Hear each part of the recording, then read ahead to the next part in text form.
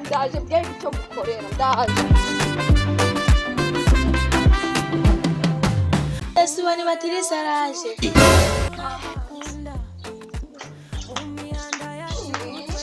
Rero murahagaze nk'abana batoya muri kurebe mura kujya gukora toilette urajya mucuka mushinganza aho ngaho mura kujya gukora toilette.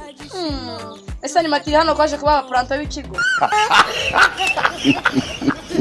Iki simwe muzinyagagura he. Umva ni Matiri pardon ishyura yanjye. Bati executive me. Twege twabaye puranto yo kuza dukora ara muri toilette puranto arahari. Mama yangu game over.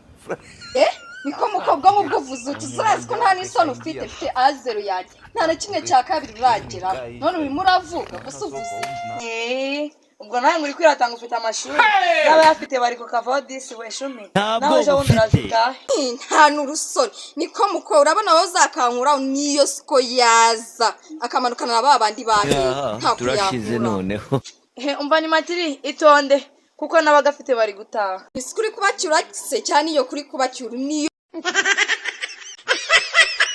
nawe waza kubacyura nge sinataha.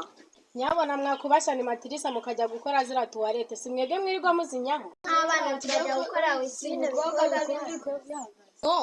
mwebwe ntabwo muri batoye nshaka babakuru.